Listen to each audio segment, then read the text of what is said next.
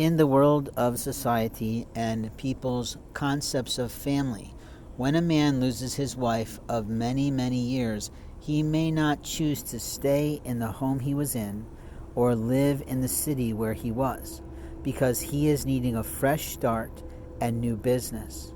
Sometimes communities have so much competition in the marketing realm that it's not wise to continue playing, especially when the mayor of a town is trying to upscale a community that's supposed to be more of bedfellows than breadfellows. Do you know what I mean? You see, there are some old-time cities that are eclectic and marvelous because of those old-time homes. But a builder who has the ear of a mayor might go in and start collecting homes, moving people out or paying them to leave, meaning that little bungalows that were inexpensive for someone to own or rent are now being replaced by $400,000 homes with virtually no yard. Now that's good and marvelous for those of us who don't want to mow.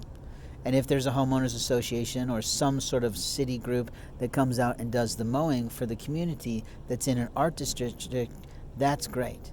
But I chose to move my business away after I lost my spouse, and I found that family was not behaving in a way I felt was safe. Life in America is mobility, and certain opportunities in life happen at a certain point in time.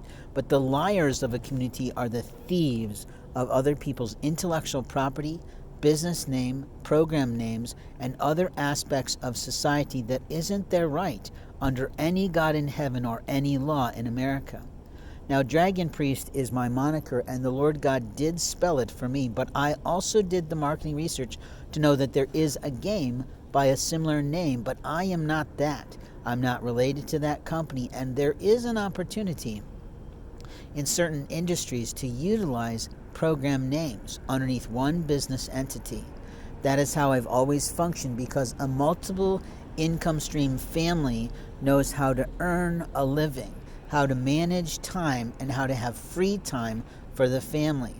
A foolish family insists they're smarter than a family that has time. You'll have to decide at the end of your life what's more important. Now, certainly through the elderly years, we have to have income. We have to have earnings. And this is why we see a lot of elderly women who've lost their husbands or never had one because of their miserly behavior are still working into their 70s and 80s. Sometimes it's just the way things go. The economy shifts, stock gets lost, values go down, and people don't have what they used to. We know that 78% at least, minimum, of American communities, American families are living just above the poverty line. In other words, they're living paycheck to paycheck all the time. That means everybody's living on a budget if they're wise, and everybody's thinking very carefully about how do I keep my mind healthy, my body strong, and my capabilities without disease, especially during a time of COVID and during flu season and other things. You see, not every human being can take those shots successfully, and I think that's something the government's banking on. But there are perverse men and women across every community that will rent a car or move from a state to another state, or swipe one, God forbid, from someone and leave those family without, well, transportation. Now, I'm not encouraging that. I would never do that, because people earn what they earn. But the people who destroyed my vehicle was a retail store that told me they could rebuild my vehicle for $5,000 or more. The problem was that that man who did that was so immoral not to recognize that his ability in American cars was not the same as his ability in foreign or Japanese vehicles. So my gas mileage capabilities when he replaced the engine for that $5,000 went from being good 20 plus miles per gallon in the city, which is reasonable for a 4x4, to less than 10 miles per gallon. When I told him this, he said, well, his truck only gets that. I'm like, your truck is from the 70s. I don't give a shit or a fuck about what your truck does for you. What does for me is how much I've spent and invested. They could be invested in a brand new car. Do you understand that, you fucking dude? But people don't like people swearing. People don't like people getting upset. People don't like the arrogance of others who think they're gonna play.